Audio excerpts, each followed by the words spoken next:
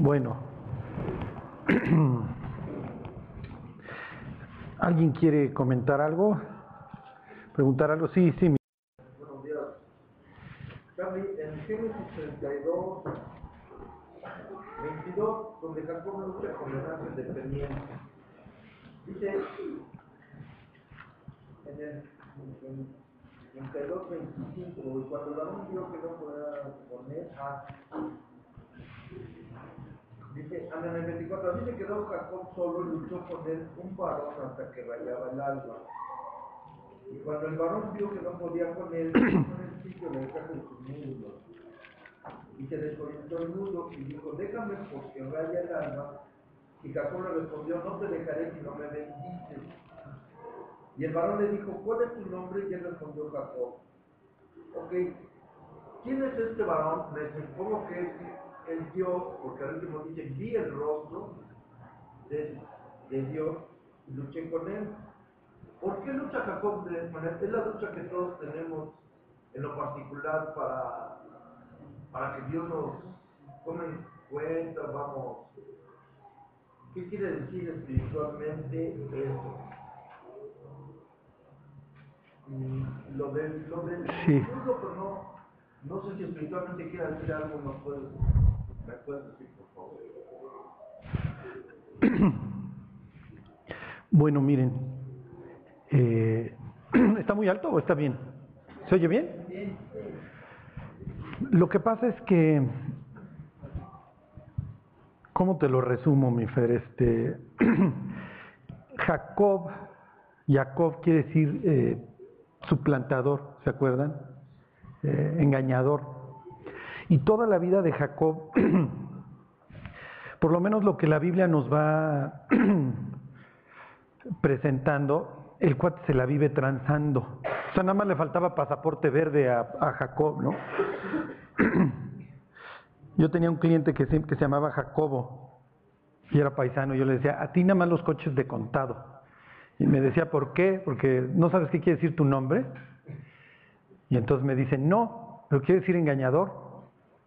Y entonces se enchiló y fue a preguntarle al rabino y regresé y me dijo, ya me dijo el rabino que estás mal, que fue un gran hombre. No, lee el pasaje.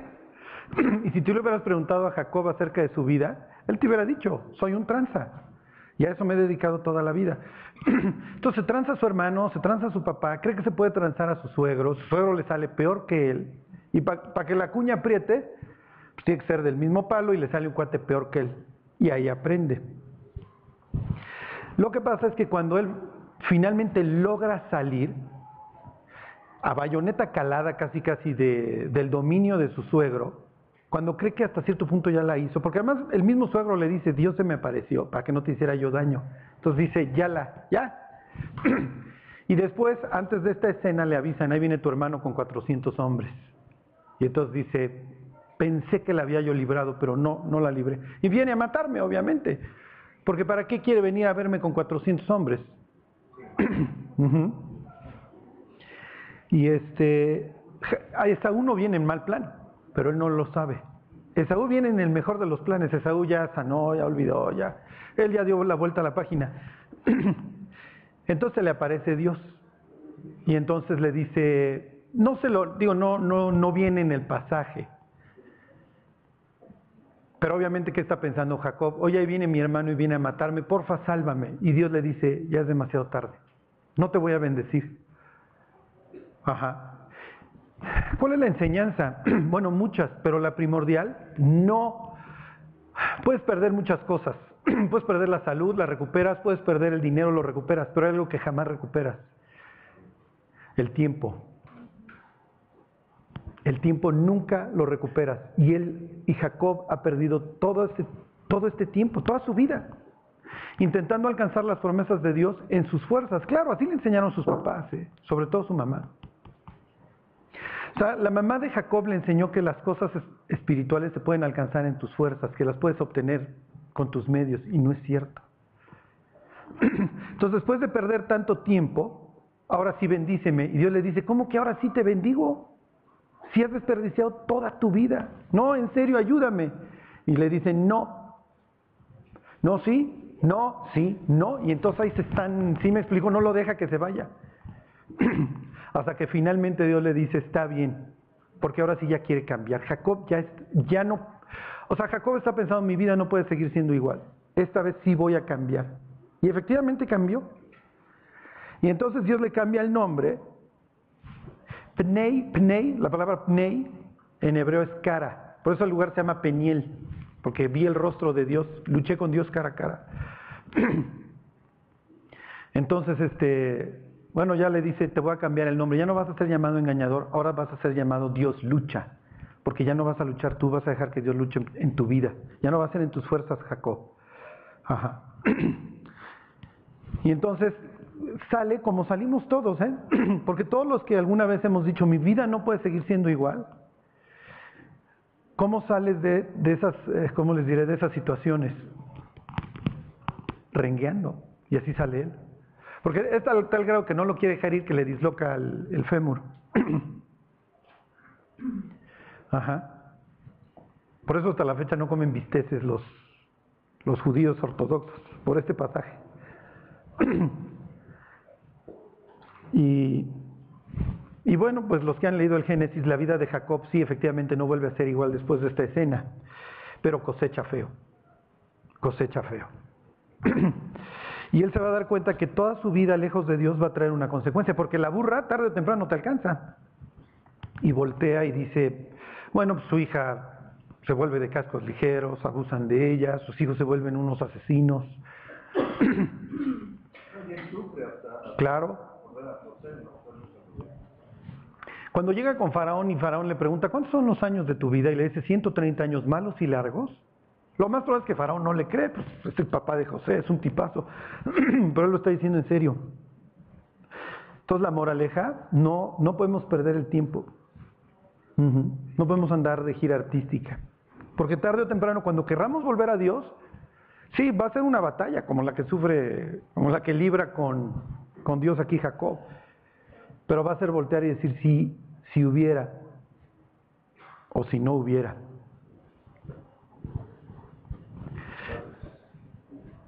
Bueno, ¿alguien más quiere? Sí. En Éxodo 4,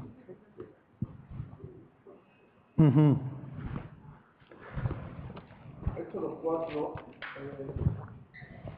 del 18 al 23 dice, bueno, se está retirando de que Jacob le diga a Faraón, ¿no? Ajá. Pero ya del 24 al 26 viene algo que para mí no lo entiendo absolutamente nada, ni sé por qué no viene en este lugar en el libro. No lo entiendo absolutamente este Jacob. O sea, nada que ver, o enséñame por favor, ¿qué significa? Dice en el 22, y dirás a Faraón, Jehová ha dicho así, Israel es mi hijo, mi primogénito. Ya te he dicho que dejes ir a mi hijo para que me sirva, mas no has querido dejarlo ir. He aquí, yo voy a matar a tu hijo, tu primogénito. Aquí es donde ya no lo entiendo. Y aconteció en el camino, en una posada, Jehová, nada que ver, le salió al encuentro y quiso matarlo. Aquí. Entonces Séfora tomó un pedernal afilado, o sea, la esposa de Moisés afilado, y cortó el prepucio de su hijo y lo echó a sus pies diciendo, la verdad, tú me eres un esposo de sangre. Así le dejó luego ir, y ella dijo, esposo de sangre y causa de la circuncisión. Y luego ya se regresa otra vez y lo va con lo que venía en el vehículo. Sí. Este es de esos pasajes extraños, pero que dejan mucho ver la vida de Moisés, de Don Moshe. Lo que pasa es que, miren, los hombres nos batimos entre dos extremos. O somos pasivos o somos patanes. Ajá. ¿Sí se identifican? Sí. Y Moisés es una clara imagen de ambos extremos. Sí. O sea, porque Moisés sale, ve a un maldito que habrá estado latigueando, agarrando a trancazos a un israelita, pero se pasa y lo mata a golpes. Ajá. O sea, es un loco. Y de ahí luego la Biblia lo presenta como el hombre más manso de la tierra. Sí. Claro, Dios había hecho un trabajo. ¿Ok? ¿Qué sucede en el matrimonio de Moisés? Él es hebreo, él corre con, hasta cierto punto, una, vamos a decir, medio paisana de él, porque los madianitas son hijos de Abraham. Entonces se casa con una mujer madianita, con esta Séfora. Séfora quiere decir pájaro, ¿ok? Pajarilla. Y las mujeres pasan de ser una Dulcinea que conquista al hombre a convertirse en un sopilote que se va sobre su cadáver, ¿no? ¿Sí también se identifican? Ay, ahora vino mi mujer. Dios no se equivoca. Sí. Bueno, estamos hablando las netas, ¿no? Ok, ahora, ¿cuál es la señal del pacto de Israel? La circuncisión. Entonces Dios llama a Abraham, a Moisés, después de 40 años que lo ha estado preparando como pastor de ovejas. Recuérdense que ser pastor de ovejas para el egipcio es abominación.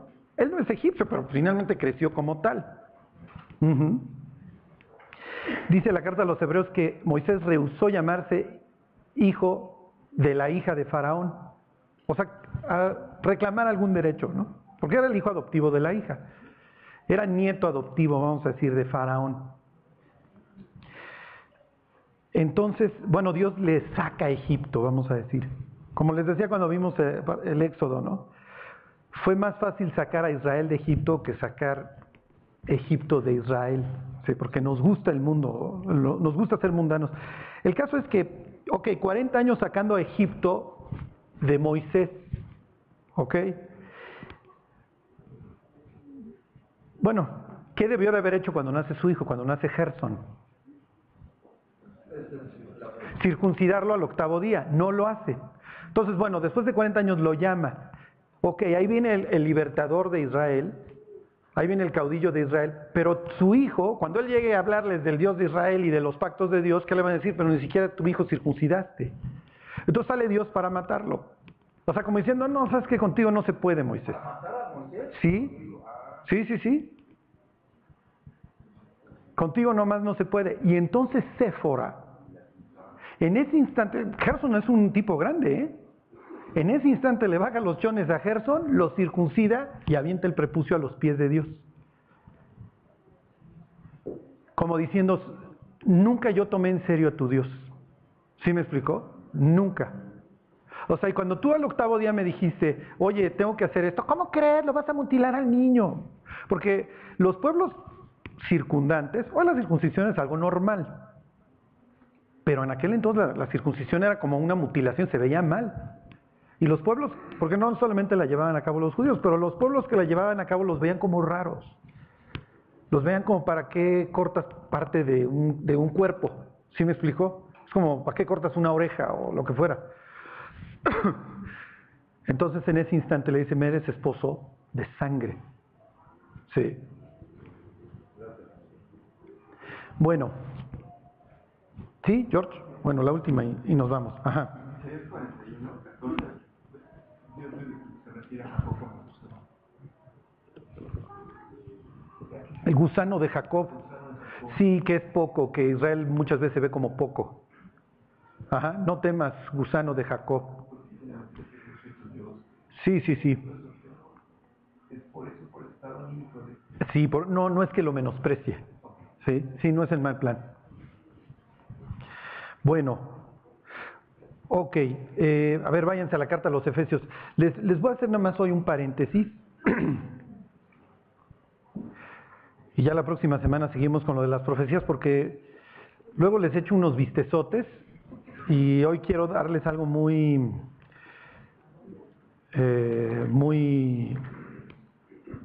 sencillo.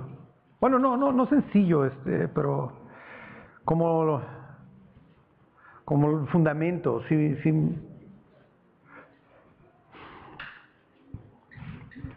Para que vean cómo era nuestra vida pasada, dónde estábamos y qué es lo que Dios espera ahora de nosotros.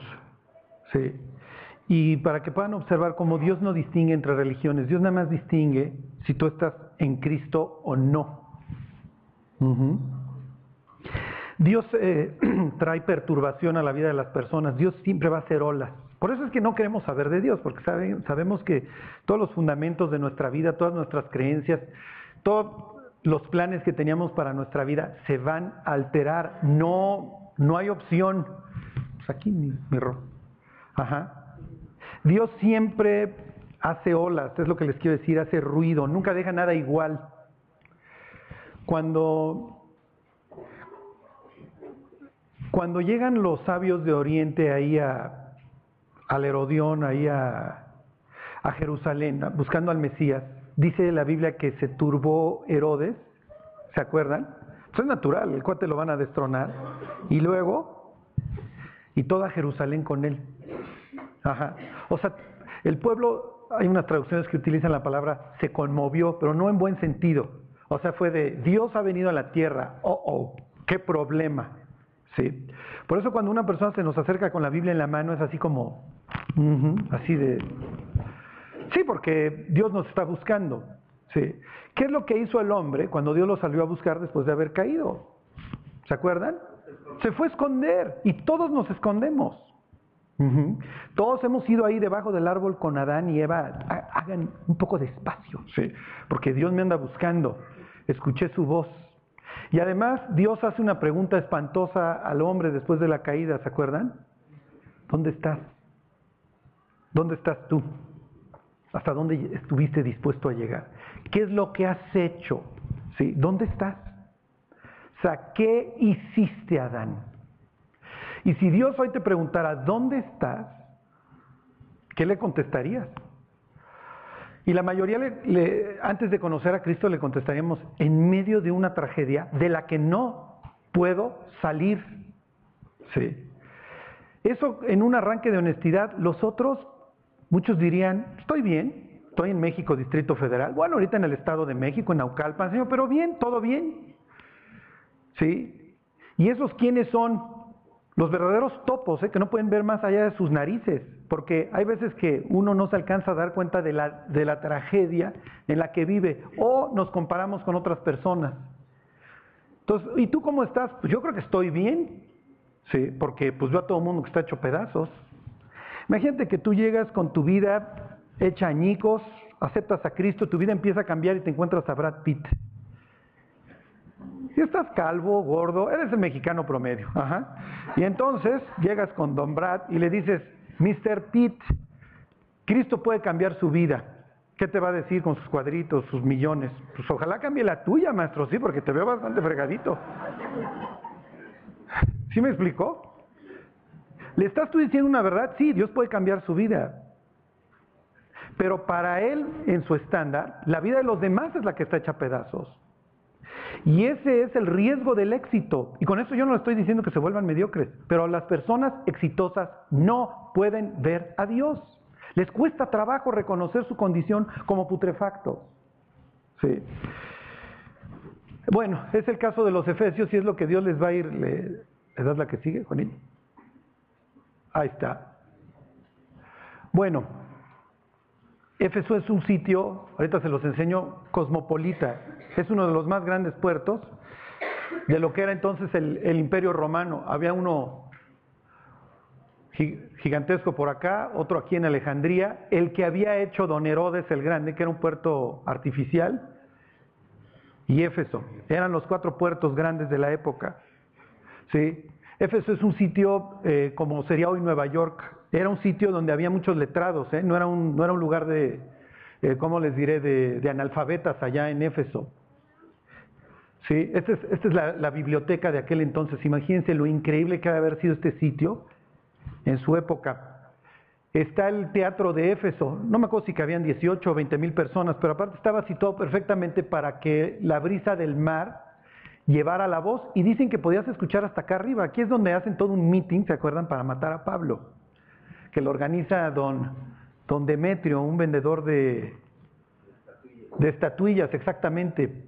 ¿Se acuerdan que cuando los griegos conquistaban algún sitio, metían 4 instituciones, 4 cosas? Una de ellas era el teatro. ¿Para qué? Para influir.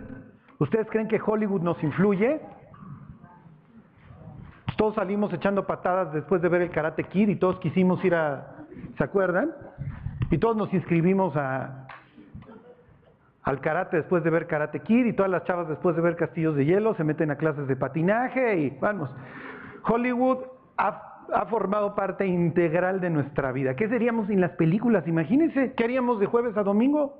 Bueno, pues embriagarnos, bueno, pero si ya no chupo, señor. Bueno, pues entonces me fleto 18 películas. ¿Ok? Esto fue idea de Alejandro. Sí. Y Alejandro era tan brillante. Ok, te conquisto, pero luego te influyo. Y me meto en tu cerebro y meto todos mis valores en tu cerebro. Pero no te voy a decir que te vuelvas un borracho nomás porque sí. Te lo tengo que presentar a través de toda una historia. ¿Ok? Si lo quieren ver así, cada película es un sermón. Es un mensaje en donde Hollywood te quiere transmitir algo. Los rabinos decían que una enseñanza sin una historia es como una cubeta que no tiene un asa. ¿Sí? No la puedes llevar, no la puedes cargar. Era brillantísimo este Alejandro. Bueno, metía el templo, ¿se acuerdan? No solamente meto mis ideas, meto mi religión. Y es otra forma de influir en ti. Este era el templo de Diana, ¿se acuerdan? O Artemisa, que se acabó convirtiendo en un banco. Éfeso, hagan de cuenta que era como el centro monetario, era como Wall Street, ¿ok? Dejaban tantas ofrendas para Diana, la diosa de los efesios, que los sacerdotes del templo no sabían qué hacer con la lana. Entonces, ¿qué hicieron? La empezaron a prestar. ¿Se acuerdan que metía el gimnasio? Le hace la escuela. En Alemania la escuela se llama gimnasio también, en donde los niños aprendían literalmente, bueno, estudiaban desnudos. Para el griego el fin de todas las cosas, como hoy en día, es el hombre. Sí, todo se mide en el hombre. Obviamente para los judíos esto es una abominación, porque para el judío la medida de todas las cosas, o el que dicta qué está bien y qué está mal, es Dios, no el ser humano. Hoy pues lo que diga el Congreso de la Unión, imagínense, en manos de quién estamos. Bueno, y metía también el estadio. ¿Se acuerdan? Hoy todos los hombres vamos a estar de 2 a 7 babeando y embruteciéndonos frente al televisor. ¿Sí van a ver los playoffs? Era otra forma de bajarle a los conquistados la ira y decir, mira, ya no la armes de jamón, ven a mis olimpiadas. ¿Ok? Y entonces dentro de las cosas que traía era la prosperidad, y ya se nos fue el tren, mi Juanito. Bueno, ahorita les sigo contando. Bueno, ahí están en Éfeso. Bueno, Éfeso, en Efesios.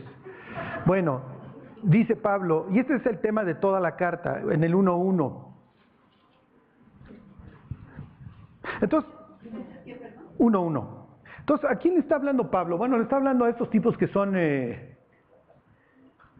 millonetas y que son igual que nosotros, cosmopolitas. Nosotros estamos en una ciudad grande al final del día. Tenemos buenas universidades, tenemos buenas escuelas. O sea, al igual que los efesios, nosotros pudiéramos jactarnos de muchísimas cosas. Estamos inmersos en el mundo. ¿Qué implica vivir inmersos en el mundo? Que te vuelves tolerante. Y entonces cosas que deberías de ver como malas las toleras. ¿Sí? ¿El tolerar el pecado es bueno o es malo? Es malo porque no le hace un favor a nadie. Bueno, ni al que lo practica ni al que lo sufre. Ok, dice Pablo, apóstol de Jesucristo por la voluntad de Dios. Esto es típica autoría de Pablo, así casi empieza todas sus cartas. Y luego dice, a los santos. No está hablando de San Andrés Atenco, ni del Santo Niño de Atocha. Le está hablando a personas como nosotros, igual de podridas, ¿ok? Santo no es un tipo que volteas y te quieres casar. Para el cristiano, al igual que era para los judíos, el santo es la persona llamada, ¿ok?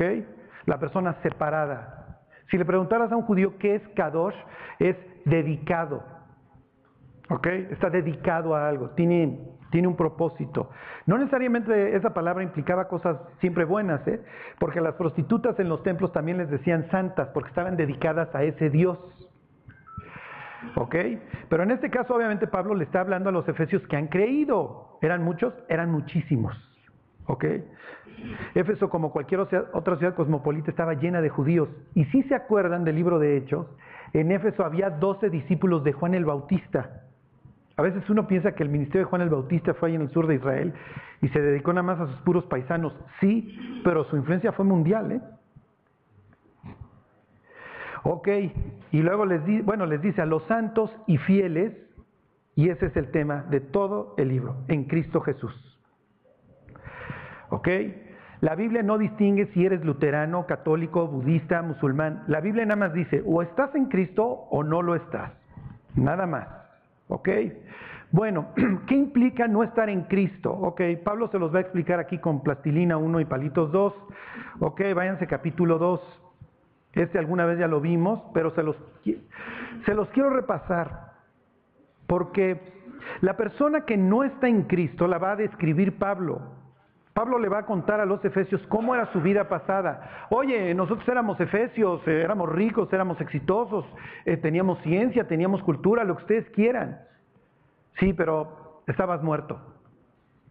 Y no se podía esperar de ti espiritualmente nada. Bueno, dice el 2.1. Esta carta es increíble porque empieza explicando Pablo muchísimas cosas. ¿Ok? Muchas cosas del cristianismo. ¿Cómo les diré? Que a veces no tomamos en cuenta. Dice el 2.1, y Él os dio vida. Bueno, sí, cuando nací, no. Y Él os dio vida a vosotros cuando estabais muertos en vuestros delitos y pecados. ¿Ok? ¿Cómo está la persona sin Cristo? Muerta. ¿Puedes esperar algo de alguien que no tiene a Cristo? Nada. Absolutamente nada. Cuando una persona te dice, no, es que yo soy bueno, yo no le hago mal a nadie, no importa, qué bueno, digo, menos mal, ¿sí? Pero eso no implica que espiritualmente estés vivo, estás muerto. Y de ti no se puede esperar absolutamente nada, al contrario, ¿sí? Regrésense una página nomás para atrás, allá la carta a los Gálatas. Y si traen pluma le van poniendo un circulito en las que califiquen, ¿ok? Bueno, yo calificaba en el 80%, ¿ok? No se preocupen, no hay nadie bueno, ¿eh? Hay unos peores que otros y por poquito, ¿eh? Ok, ¿qué puedes esperar? ¿Qué puedes esperar de una persona sin Cristo? Lo mismo que se esperaba de nuestras vidas, lo mismo que Dios vio en nuestras vidas. Nada, absolutamente nada. ¿Ok?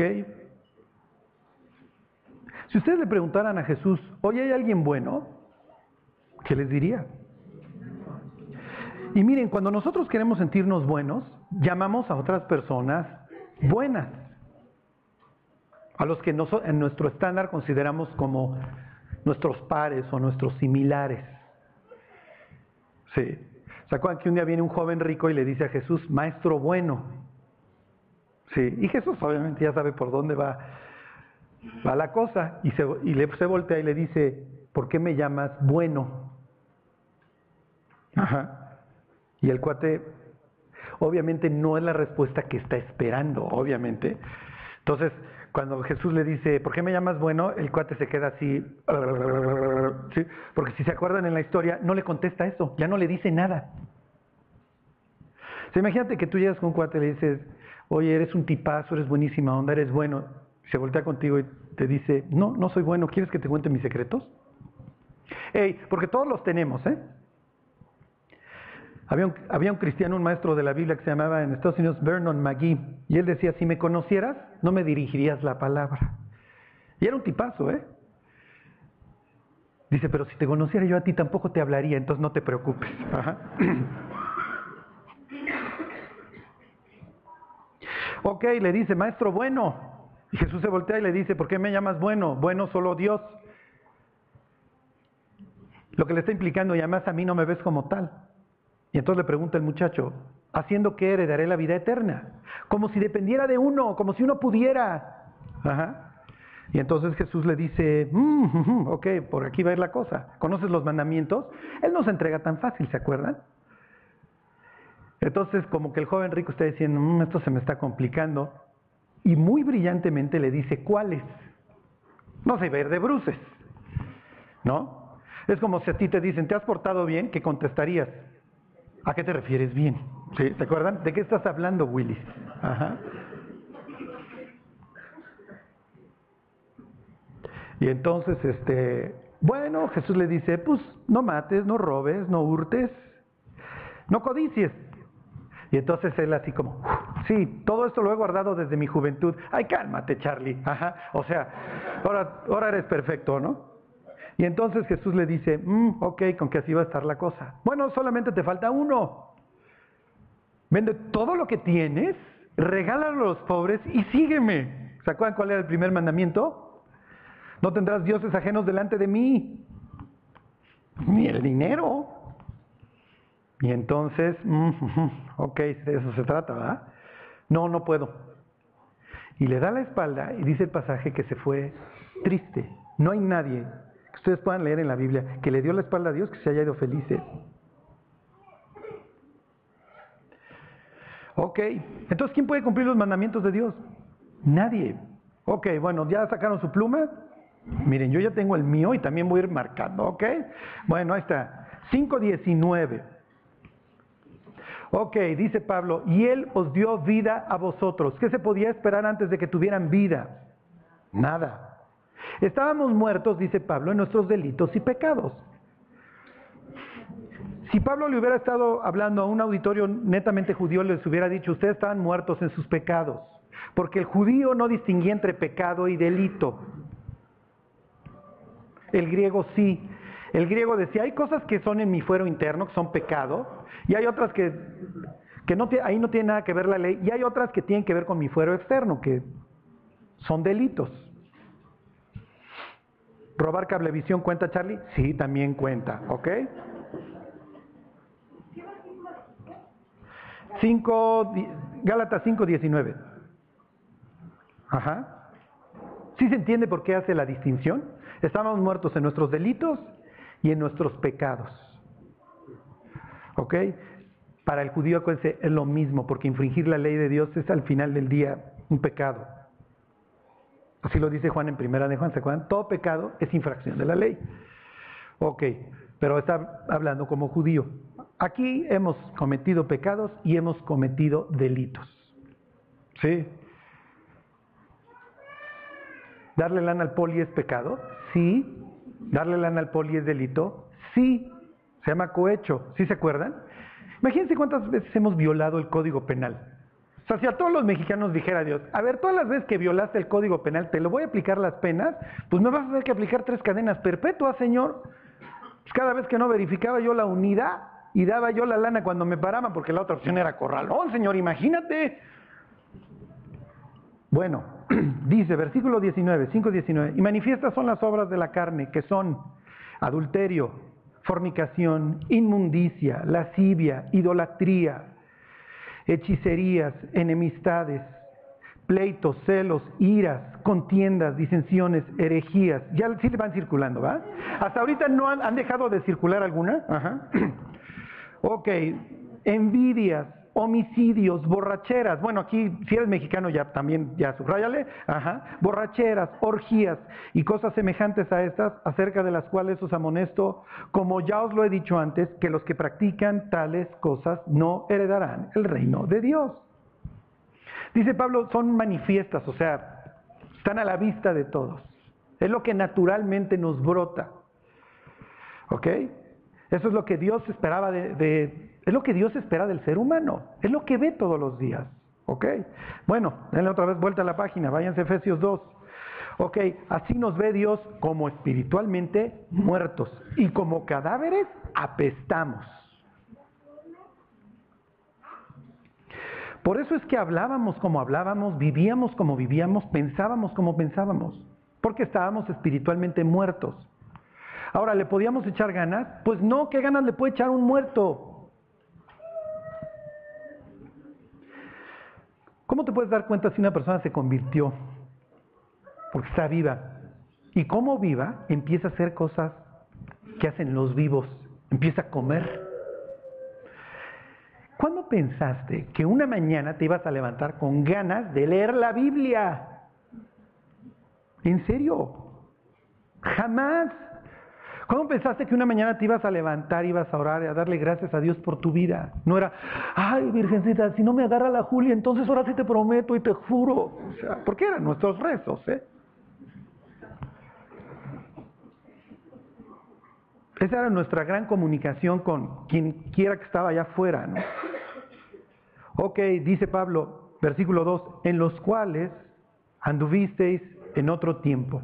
Ok, Pablo parte de la base que el creyente obviamente lleva una vida diferente. Ok, la salvación se da en un momento. Cuando tú le pides perdón a Dios y le dices, Jesús, ven a mi corazón. Pero la santificación, el cambio en nuestra vida, se va dando durante años. Sí, es algo que toma tiempo. Pero no importa, ¿cómo les diré? Cuánto tiempo llevemos en Cristo, lo que importa es que la trayectoria ha cambiado. Ya no vamos en el mismo sentido. Y nuestro nivel de pecado, obviamente, empieza a disminuir. Empieza a disminuir. Por eso es que Pablo parte de la base y dice, señores, vivieron en otro tiempo, pero ya no. Y la Biblia hace una distinción con el pecado. Dice primera de Juan que el que ha nacido de Dios, ¿se acuerdan? No practica el pecado. ¿Qué quiere decir eso? Que no vive como antes. El cristiano peca, pero no vive en el pecado. ¿Sí se entiende? No es tu práctica común como antes. Sí, nos levantábamos y desde que nos despertábamos hasta que anochecía andábamos, pues en lo que ustedes quieran, codiciando, diciendo puras groserías, lo que ustedes quieran, el albur, todo, ya me duermo, ¿sí? Y los únicos periodos en nuestra vida que no pecábamos, pues era porque estábamos en coma o algo así, ¿sí? Pero vivíamos en la práctica del pecado. Ahora no quiere decir que no tropecemos, pero ya no vivimos en la posilga. Ok, Pablo dice, en los cuales anduvisteis en otro tiempo. Ok, ya pasó. Y dice que los estándares que nos regían eran los estándares que fija el mundo. Dice Pablo, siguiendo la corriente de este mundo. ¿Qué determinaba qué estaba bien y qué estaba mal en nuestra vida? El mundo, no Dios. Y les voy a decir la cuestión más problemática con el que no cree en Dios. ¿Quién determina qué está bien y qué está mal? Si yo ahorita les dijera, cierren los ojos y señalen al norte, bueno, por la ubicación del hotel, lo más probable es que todos señalaran para acá. Pero lo más probable es que hubiera muchas manos cruzadas. Sí. ¿Cómo determinas dónde está el norte? Bueno, pues necesitaríamos una brújula. ¿Quién te dice qué está bien y qué está mal? Si Dios no existe. Si Dios no existe, todo está permitido. A menos de que la ley lo prohíba. Y entonces, ¿quién lo determina? Pues el legislador. ¿Está bien abortar o está mal? Bueno, pues lo que diga el legislador. ¿Está bien fumar marihuana o no? Bueno, pues lo que diga el legislador. El legislador en Colorado dice que métete todos los brownies de mota. Yo tengo un amigo que fumaba mota y comía brownies con mota. Y entonces tiene una panza de este pelo. Le digo, te la hubieras fumado, mi cuate. No, te ahorrabas por lo menos la timba, ¿no? Bueno, ¿qué está bien y qué está mal? ¿O hay un Dios que dice, esto está bien o esto está mal? ¿O todo es relativo? Todo es, pues, a como nos convenga, ¿no? ¿Está bien o mal comerse al de al lado? Bueno, pues si estás en una tribu caníbal y mientras que no sean tus muslos los que se estén tragando, bueno, pues está bien, ¿no? Cuando vivíamos en el mundo, cuando vivíamos lejos de Dios, determinábamos qué estaba bien y qué estaba mal según lo que dijeran los demás. Imagínense hoy qué está bien y qué está mal. Hoy casi todo está permitido. La inmundicia, bueno, la que quieras. Hoy las personas dicen, es que esto yo no lo veo mal. Sí, y es casi el homicidio ya no lo veo mal. Ok, y luego, fíjense qué chulada, dice, continúa Pablo explicándole a los efesios dónde estaban parados. Conforme al príncipe de este mundo. ¿Sí? Conforme al príncipe de la potestad del aire, el espíritu que ahora opera en los hijos de desobediencia. ¿Qué cuadro? O sea, porque estábamos muertos, vivíamos en nuestros delitos y pecados, íbamos en la tubería de este mundo, siguiendo lo que pues diga Juan o Pedro, lo que ustedes quieran, no me refiero a los apóstoles, siguiendo la corriente de este mundo, y además el que operaba en nuestra mente y nos decía este para allá o este para allá, era nada menos que el diablo. Y miren, esto de hablar de Satanás, bueno, es como arcaico. ¿Cómo crees, Charlie? El diablo no existe. ¿No existe? Les voy a dar la mayor evidencia de que el diablo existe. Piensen en sus vidas pasadas. No te tienes que ir más lejos, ¿eh? Piensen en su orgullo. Es que yo soy bueno, es que yo no soy tan malo, es que yo no merezco el infierno, es que esto yo no lo veo tan mal. Ese es el diablo. Subiré al trono de Dios y seré semejante al Altísimo. A los lados del norte pondré mi trono. Subiré, todos estos propósitos que tiene el diablo de ser igual que Dios. Ok, y dice Pablo, versículo 3, entre los cuales también todos nosotros. Pablo se está incluyendo, ¿eh? Y Pablo era el fresa de fresas. ¿Sí? Pablo era, como él mismo se designa, fariseo, hijo de fariseo. Pablo obviamente luchaba con su orgullo, él creía que era bueno. Pero Pablo escuchaba a alguien decir el albur, la mala palabra. Yo soy fariseo, sí. Yo soy separado, eso quiere decir perushim. ¿Sí? Era el fresa de fresas. Y es tan fresa y tiene tal celo por Dios que cuando sus paisanos andan diciendo que el carpintero ese de Nazaret era el Mesías, era Dios, bueno, pues sale a matarlos. ¿Sí? Dice Pablo, versículo 3, entre los cuales también todos nosotros vivimos en otro tiempo, en los deseos de nuestra carne, haciendo la voluntad de la carne y de los pensamientos. ¿Se te antoja eso? Hazlo. Por eso vivíamos en el cohete, por eso vivíamos en la inmundicia, en lo que ustedes quieran. Porque vivíamos en lo que nuestras carnitas querían. Parecíamos gordo en el Krispy Kreme sin restricción de crédito. Atáscate, marrano. Ok. ¿Cuál es el problema? Así está el ser humano que no tiene a Cristo y lo tienen que entender. Y éramos por naturaleza hijos de ira. La ira de Dios estaba sobre nosotros. Y si nos moríamos, nos íbamos al infierno. Lo lamento. En el universo hay un juez justo que va a condenar al hombre con justicia. El día que a cada ser humano Dios en una pantalla le pase toda su vida, ¿qué va a decir?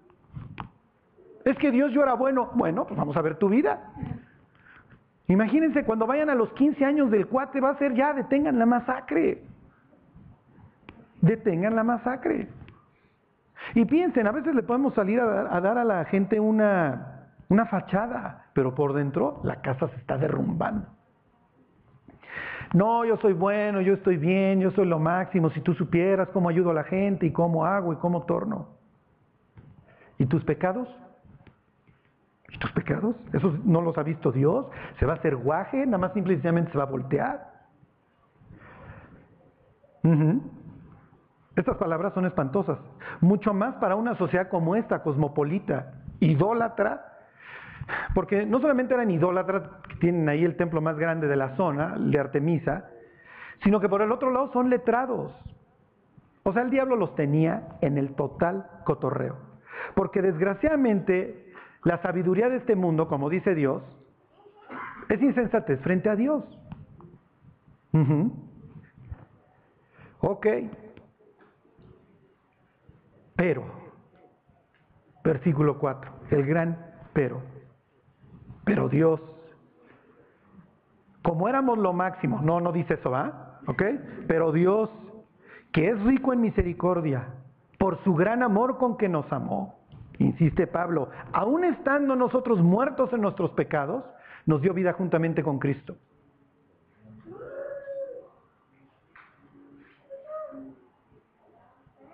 Y luego se abre el paréntesis y dice Pablo, porque Dios es buena onda, ¿eh?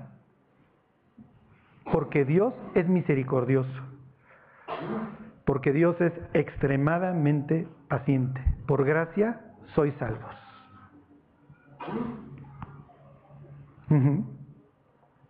¿Por qué se salva una persona? Porque Dios es rico en misericordia. Y porque Dios, aunque nunca le dimos una razón para ello, nos amó. Porque Dios nos amó. Simple y sencillamente Dios en su misericordia y en su gracia vio al ser humano totalmente perdido y extraviado como lo ve hoy y salió en su búsqueda. Es lo que sucede en el Génesis capítulo 3. El hombre cae y Dios sale a buscarlo. ¿Dónde estás? Es que tuve miedo y me escondí. Miedo, Adán, tú no fuiste hecho para tener miedo. Sí, Dios, pero no lo dice Adán, pero pecamos. Como dice el libro de Lamentaciones, ay de nosotros, porque hemos pecado. Bueno, ok, dice el versículo 6, y juntamente con Él nos resucitó. Fíjense dónde nos ve Dios, y asimismo nos hizo sentar en los lugares celestiales con Cristo Jesús. Dios ya te ve, pues está hablando además en tiempo pasado, nos hizo sentar en tiempo pasado. Fíjate, si tú estás en Cristo, ¿dónde te ve hoy Dios? Ya te ves sentado junto a su Hijo en los lugares celestiales, en el cielo. Nos resucitó y nos hizo sentar en los lugares celestiales con Cristo Jesús. ¿Para qué? Versículo 7. Para mostrar en los siglos venideros las abundantes riquezas de su gracia en su bondad para con nosotros. Dios toda la eternidad va a ser alabado por su bondad. Por la misericordia con la que nos trató. En el cielo todos seremos perfectos, pero va a haber una persona que siempre va a ser el cordero como inmolado. Vi un cordero como inmolado, Jesús. Dice el libro de Zacarías, y le preguntarán, ¿qué heridas son estas en tus manos? Con ellas fui herido en la casa de mis amigos. El que va a llevar las cicatrices para toda la eternidad, el que va a llevar la muestra, va a ser Cristo. Para que todos los días de la eternidad, cada vez que veamos a Jesús y los orificios y las heridas, recordemos, estoy en el cielo porque alguien más la llevó. Porque alguien me sustituyó. Porque pretexto para que yo estuviera en el cielo, no di ninguno. No había forma que Dios hiciera guaje con mi vida. Ok, versículo 8, Pablo insiste, porque por gracia sois salvos por medio de la fe. Las personas no van al cielo por ser religiosas, por sus buenas obras, porque ayudan, porque ponen orfelinat, por lo que ustedes quieran. Las gentes van al cielo por la gracia de Dios y porque algún día le dijeron, Dios, confío en ti, no en mí. Por gracia sois salvos, ¿qué dice? Por medio de la confianza en Dios.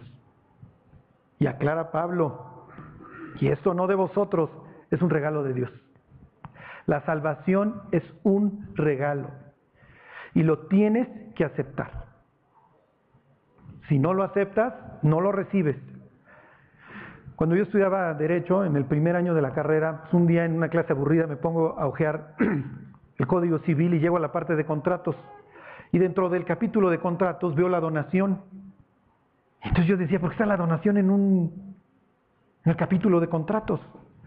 La donación es un contrato, requiere el acuerdo de las voluntades. Si tú llegas a una persona y le dices, te regalo mi casa, si la persona no te acepta la casa, no la puedes deducir, la donación no surte efectos, no sirve para nada. La salvación es un don, es un regalo, pero la persona lo tiene que apropiar. Ok, pero si llega Dios y te ofrece la salvación y tú crees que eres bueno, ¿cuál va a ser tu reacción? No, gracias, no la necesito. Fue la reacción de los fariseos. No, pues ¿para qué quiero un salvador si yo soy bueno?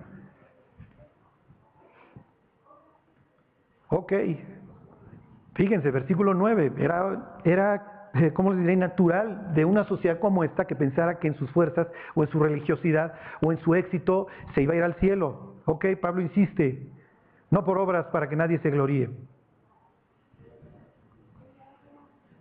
No por obras para que nadie presuma. Imagínate llegar al cielo y decir, Pablo, ¿qué haces tú aquí en el cielo? Solo andaban matando tus paisanos cristianos. Yo estoy aquí por mis obras.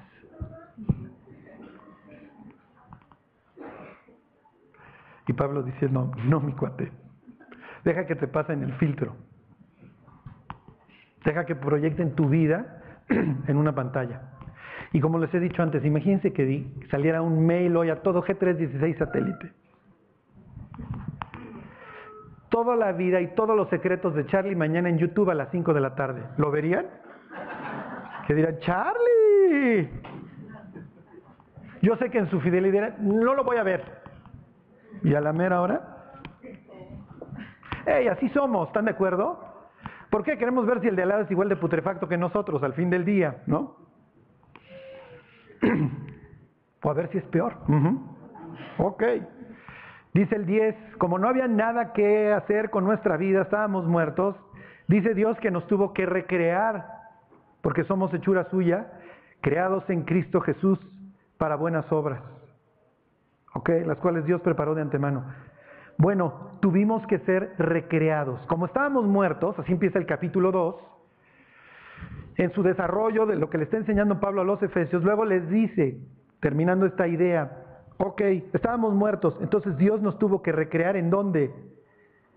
En Cristo. El día que tú le pediste perdón a Dios, le dijiste, Dios, ya no puedo con mi vida, por favor, transfórmala, cámbiala, tómala, Dios te volvió a hacer. Por eso es que ahora ves la vida de forma diferente. Ves el pecado de forma diferente. Tu forma de ver el mundo es diferente. Obviamente todo cambia. ¿Por qué? Porque fuiste recreado. Fuiste hecho creación de Dios en Cristo Jesús. ¿Para qué? Ya no es por obras, ¿se acuerdan? No te salvaste por obras, pero Dios sí está esperando. Ok, buenas obras. Y Dios dice, no te preocupes, yo las preparé de antemano y yo te voy a llevar a que las hagas. Porque si esperara yo algo de tus carnitas, no puedo alcanzar nada. Te tengo que dar un nuevo corazón, una nueva mente, te tengo que volver a hacer para que ahora sí vivas distinto. Por eso es que cuando el chelas luego se convierte, ya es aleluya, y ay, alabado sea el Señor, y trae su bibliota ahí para todos lados, todo el mundo dice, ¿cómo cambió el chelas? Es que el cambio es brutal. Sí, fue recreado en Cristo Jesús. El chelas no iba a dejar de ser el chelas. Igual y se volvía el coñac si ganaba más lana, o el charanda si le bajaba su presupuesto, pero iba a ser el mismo. Y si dejaba de chupar, iba a fornicar, lo que ustedes quieran. Porque las carnitas son las carnitas y no las puedes domar. Ok, ya, vayan, denle la vuelta, vayan 3:14. Misma idea. Pablo no es la única vez que lo menciona en la carta. Pablo le dice a los Efesios por qué está orando. Esta es una de esas ocasiones, 3:14. Dice Pablo, por esta causa doblo mis rodillas ante el Padre de nuestro Señor Jesucristo. Y luego dice en pocas palabras, quien es el mero o el jefe, el creador, de quien toma nombre toda familia en los cielos, es el rey en los cielos y en la tierra. ¿Para qué? Dice, para que os dé, conforme a las riquezas de su gracia, el ser fortalecidos con poder en el hombre interior por su espíritu. ¿Ok? Estábamos muertos, no se podía esperar nada. Ahora en Cristo, vuelve a utilizar su expresión, esta favorita de la carta.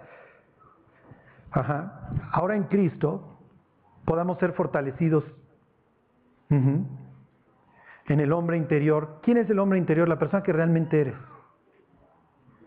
Pero ¿quién te va a dar el poder para llevar una vida sobrenatural? Dios, su espíritu, el espíritu de Dios cuando lo recibes. Cuando nosotros decimos, es que recibe a Cristo, invita a Cristo a tu corazón. Realmente, vamos a decir, técnicamente o bíblicamente, la persona que entra a tu corazón o que entra a tu vida es el Espíritu de Dios. Como dice el libro de Ezequiel, y pondré dentro de vosotros mi espíritu y haré que andéis en mis estatutos. La palabra tanto en hebreo, ruach, como en griego, pneuma, quiere decir aire. Por eso tiene neumonía. Está malo de las vías respiratorias o tiene infección respiratoria. En los dos casos es aire.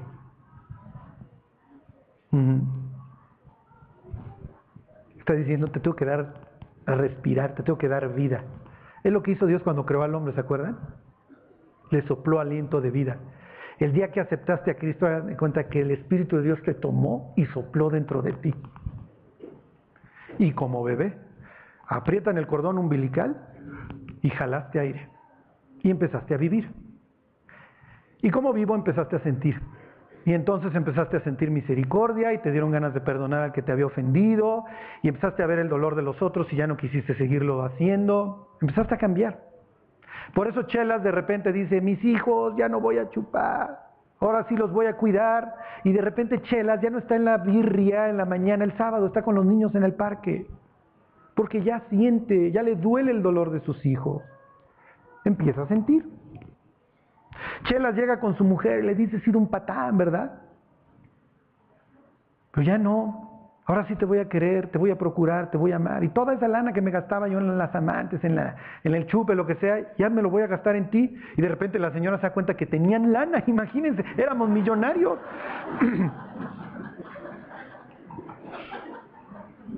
Nos iba súper bien, pero sí, el harem cuesta. Ok. Dice versículo 17, para que habite Cristo por la fe en vuestros corazones. Dios quiere cambiar nuestra vida y para ello no cambia las circunstancias, va al epicentro, va a donde está el problema, al corazón. Porque del corazón, ¿se acuerdan? Salen los malos pensamientos, los adulterios, las fornicaciones, los robos, los fraudes, lo que ustedes quieran. El problema del ser humano no está en sus circunstancias, está aquí. Y mientras esto no cambia, el resto de la vida no va a cambiar. Para que habite Cristo por la fe en vuestros corazones. ¿Para qué? Bueno, nuestra vida pasada tenía la estabilidad de una chinampa, ¿sí? De una chalupa en Xochimilco con los mariachis y todo el mundo borracho. Y dice Dios, ya no vas a estar cimentado en esas ideas, en Diana, la diosa de los Efesios, en tu librería, ya no. Tu vida no puede seguir siendo igual. Ahora vas a estar cimentado y arraigado en mi amor. Tu relación con Dios es lo que va a determinar el arraigo de tu vida, el cimiento. Ahí está ahora tu vida, a fin de que arraigados, sí, sembrados, como pilotes, arraigados y cimentados en amor. Y ahora, ¿cómo vives? Vas a ser plenamente capaz de comprender el amor que Dios tuvo por ti. ¿Ok? Dice, versículo 18. Bueno, se los vuelvo a leer el 17, para que habite Cristo por la fe en vuestros corazones, a fin de que, arraigados y cimentados en amor, seáis plenamente capaces de comprender con todos los que han creído, con todos los santos, cuál sea la anchura, la longitud, la profundidad y la altura, y de conocer el amor de Cristo que excede a todo conocimiento. Pablo, miren, no sé por qué, se imagina el amor de Dios como un cubo que tiene ciertas medidas. Y Pablo les dice, si tú estás en Cristo, vas a empezar a conocer todo el amor que Dios tiene por ti. Ese va a ser el fundamento de tu vida. Dice el 19, y de conocer el amor de Cristo que excede a todo conocimiento, para que seáis llenos de toda la plenitud de Dios. Ok, ¿qué sigue en la vida del cristiano? Ok, entiendo, Dios, que estaba yo muerto, que tú me diste vida, que tú me diste un nuevo fundamento, ahora tienes que crecer. Regresen ya nada más esto, capítulo 1, otra vez, 1:15. Pablo va, 2 minutos, a contar por qué está orando. Otra vez, 1:15 dice, por esta causa también yo, habiendo oído de vuestra fe en el Señor Jesús y de vuestro amor para con todos los santos, no ceso de dar gracias por vosotros, haciendo memoria de vosotros en mis oraciones. ¿Para qué? Para que el Dios de nuestro Señor Jesucristo, el Padre de gloria, os dé espíritu de sabiduría, número 1, y de revelación en el conocimiento de Él. Lo que ahora Dios quiere, como en cualquier relación que empieza, es que lo conozcas más. Se me olvidó traerles, por ahí andan, no sé si ahorita está en México, pero en Estados Unidos hay no sé si lo han visto, un Newsweek que tiene la Biblia en la portada. Y bueno, el autor se echa todos unos chorotes, se me olvidó traérselas. Muchas sandeces, muchas verdades. Y dentro de lo que dice, es que los cristianos, por lo menos está hablando de los cristianos en Estados Unidos, son bíblicamente analfabetas. Dice, y usan un libro para condenar, que no conocen. Y ese es el cristianismo moderno. ¿Sí? Podemos voltearnos con el idólatra. ¡Idólatra putrefacto! ¿No? Y se puede voltear el otro. Bueno, ya dijo la Virgen María que hay que hacer. No sé, todavía no llego ahí. No, pues ¿qué no lees la Biblia? Uh-huh. Y presenta a los cristianos como políticos, como juiciosos, y a veces así lo somos. Pensamos que el gobierno va a cambiar las cosas, o ahí andamos señalando a los demás cuando Dios dice, oye, pues ya tienes el plato lleno, ¿no? ¿Qué es lo que Dios quiere ahora? Que crezcamos en su conocimiento. Dice que les dé conocimiento de Él, que les dé espíritu de sabiduría y de revelación en el conocimiento de Él. Dice el 18, que alumbre los ojos de su entendimiento para que sepan cuál es la esperanza a la que Él los ha llamado. O sea, Pablo no quiere que los efesios sean ignorantes de la esperanza a la que Dios los llamó. ¿Cuál es el nuevo sentido de su vida? ¿Qué es lo que heredaste? Fíjense, dice, ¿cuáles las riquezas de la gloria de su herencia en los santos? Bueno, ahora que te convertiste, ¿ya te diste cuenta de todo lo que obtuviste? Tus pecados fueron perdonados, eres conocido por Dios, Dios tiene una herencia para ti en el cielo. Versículo 19, y Dios tiene para ti algo. Dice, ¿y cuál la supereminente grandeza de su poder para con nosotros los que creemos, según la operación del poder de su fuerza? Bueno, aquí se me olvidó explicarles algo el día que vimos algo de las profecías. Y cuando iba yo de camino de regreso, pensaba yo, se me olvidó decirlo. Cuando los discípulos le preguntan a Jesús, Maestro, bueno, ¿ya vas a restaurar ahora sí el reino de Israel? ¿Se acuerdan que Jesús les dice, no les voy a decir, no os corresponde a vosotros saber los tiempos y las razones que el Padre puso en su sola potestad? Y luego les dice, pero recibiréis poder y me seréis testigos en Jerusalén, Galilea, Samaria y hasta los confines de la tierra. Ok, ¿para qué queremos poder? ¿Para qué nos da Dios poder? Lo mismo que dice aquí Pablo. Pablo dice, yo quiero que ustedes sepan qué es lo que recibieron. ¿Para qué, mi Fer? ¿Para qué queremos poder? ¿Para que nos abran la puerta? ¿Para traer un carro más grande? Para hacer buenas obras. Claro. Para tener una vida diferente. Como Dios lo único que esperaba es lo que hace rato leímos, de que manifiestas son las obras de la carne, A, B, C, D, E. Oye Dios, bueno, ya me quiero portar bien, pero no puedo. No te preocupes, te voy a dar poder. ¿En serio, Señor? ¿Una secretaría mínimo, oficialía mayor? No. Te voy a dar poder sobre tus debilidades, para que vivas una vida que naturalmente no pudieras llevar. Para que puedas amar a los que he puesto en tu camino, que ames. Y hay personas en nuestro camino y en nuestra vida que son extremadamente difíciles de amar. ¿Están de acuerdo? Muchos dirán, pues una de esas eres tú, Charlie, pero bueno, Dios me puso en tu camino. No, yo soy súper fácil de amar, no lo niego. ¿Están de acuerdo? Hay personas que dices, tengo que perdonar, tengo que dar vuelta a la página, tengo que seguir. Bueno, no lo pudiéramos hacer sin el Espíritu de Dios. Bueno, ok, váyanse a Apocalipsis 3:19 y ahí terminamos. Si no has recibido el Espíritu de Dios y estás harto de tu vida, ven a Cristo. Es más, Cristo quiere entrar en tu vida. ¿Qué hay que hacer? Bueno, tienes que reconocer que espiritualmente estás muerto, aunque en tu mente te cueste trabajo, aunque dentro de ti digas, es que yo soy bueno. No, la Biblia dice que no hay bueno ni a un uno. Bueno, no utiliza la palabra bueno, como está escrito, no hay justo ni a un uno. No hay quien haga lo bueno, no hay ni siquiera uno. Todos se desviaron. Todos, dice la Biblia, nos volvimos inútiles. Y terrible, dice, no conocieron camino de paz. Si tú dijeras, todos mis caminos son caminos deleitosos y todas mis veredas paz, bueno, pero no nos podemos cotorrear. Nuestros caminos antes de Cristo no eran de paz, al contrario. Había tristeza, como dice la Biblia, había desventura. Desventura y dolor, dice ahí Romanos 3, hay en todos sus caminos y no conocieron camino de paz. Miren, ¿qué es lo peor? Que esperamos que nos vaya bien, pero hacemos todo para que nos vaya mal. Dice Isaías, esperamos justicia y no la hay, salvación y se apartó de nosotros. Y en serio, piensen en la ñora que lleva 2 docenas de Krispy Kreme. Ay, no sé por qué estoy tan gorda. Mija, a mí tengo más o menos una idea, ¿eh? O sea, vivimos en pecado y luego, es que me va re mal. Dice Dios, pues ¿qué esperabas, mi cuate? Vas en la México-Acapulco a 200 kilómetros por hora esperando ver un anuncio que diga bienvenido al Estado Soberano de Querétaro. No, no va a pasar. Sí. Ok, 3:19.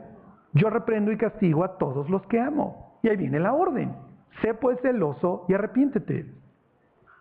¿Qué es lo que tiene que hacer el ser humano para reconciliarse con Dios? Se tiene que arrepentir, tiene que pedirle perdón a Dios. Tiene que reconocer delante de Dios que merece el infierno. Si de ahí no pasamos, nada más no pasamos. ¿En serio yo, Charlie, yo mereceré el infierno? Pregúntale a los que te rodean. Igual van frente a ti y van a decir, no, pues el cielo, ya que se vaya. Dios, hazle ver, por favor, que merece. Y luego dice Jesús, he aquí, yo estoy a la puerta y llamo. 2 cosas, si alguno oye mi voz y abre la puerta. Si tú has escuchado hoy la voz de Dios, cómo te está buscando, cómo te está diciendo que ya te bajes de tus caminos, bueno, ahora ¿qué tienes que hacer? Le tienes que abrir la puerta de tu corazón. ¿Y qué va a suceder? Vas a establecer una relación con Dios. Serás recreado en Cristo Jesús para una vida diferente, que Dios ha preparado de antemano. No depende de ti. O sea, si tú dices, Dios cambia mi vida, Dios la va a cambiar, no por tus fuerzas. ¿Qué confirmamos antes de Cristo que no podemos cambiar? Es lo que entendimos, ¿no? Yo me acuerdo así de incrédulo, no, la próxima semana ya no chupo. Y el domingo bien crudo, ay no, ahora sí la próxima no chupo. Y pasaban las semanas y yo decía, ya soy alcohólico, ya no puedo dejar. Ya caí. Después de unos meses de convertido, me acuerdo que le estaba yo meneando hacia la cuba en una reunión y no estaba yo embriagándome. Y llega una chava y me dice, Charlie, ¿tu vida está cambiando, ¿verdad? Le digo, sí. Me dice, ¿cómo? Y entonces traía yo una Biblia en el carro. Entonces le digo, espérame, voy por mi Biblia. No me acuerdo qué le estaba yo enseñando, pero yo le decía, mira. Y la chava le hacía así. No me dijo nada, No me dijo nada, pero yo la vi. O sea, en una de esas como, no es acá, no, así no. ¿Sí? Y me acuerdo que dejo la cuba y dije, no vuelvo a tomar. Porque Dios me dijo, estás tropezando a las personas. Y dije, no vuelvo a tomar. Así como se carcajearon ahorita, se carcajearon allá. Y le doy gracias a Dios. Pero yo sabía que no dependía de mí. Alguien tuvo que haber hecho ese milagro. ¿Sí? Porque fue un milagro. Bueno, pues si hoy alguien quiere recibir a Cristo, ¿qué es lo que va a recibir? Una nueva vida. Una nueva relación con Dios, el perdón de sus faltas y un pasaporte para el cielo. Y que Dios olvide todo. Y qué increíble es cuando te reconcilias con alguien y dices, nunca voltees para atrás. Nunca voltees para atrás, todo será olvidado. Si vuestros pecados, dice la Biblia, fueren como la grana, como la nieve serán emblanquecidos. Si fueren rojos como el carmesí, serán como blanca lana. Y luego dice abajo Isaías, si quisiereis y oyereis. Sí, así que si has escuchado y quieres, Dios quiere entrar a tu corazón. ¿Qué hay que hacer? Bueno, pues lo que haces para restaurar una relación, tienes que pedir perdón, sin justificarte, sin ninguna justificación. Pedir perdón, reconciliarte con Dios y ahí empezará una nueva vida. Bueno, vamos a orar y si hoy alguien quiere recibir a Cristo, no lo tienes que repetir en voz alta, pero se lo tienes que gritar a Cristo desde el fondo de tu corazón. Dios, hoy te quiero pedir perdón por todo lo que tú conoces en mi vida. Perdóname, Dios. Te quiero pedir, Señor, que me perdones y que me cambies. Jesús, ven a mi corazón, cámbialo, Dios, te lo suplico, y dame esa nueva vida que tú prometes. Te quiero recibir hoy. Te doy gracias porque Cristo pagó por mí en la cruz. Hoy lo recibo como mi Señor y mi Salvador. Te pido todo esto, Señor. En el nombre de Cristo Jesús, mi Salvador. Amén. Bueno, pues si hoy te dirigiste a Dios con esas palabras, eres una nueva criatura. Las cosas viejas pasaron, y aquí todas son hechas nuevas. Bueno, nos vemos próximo domingo.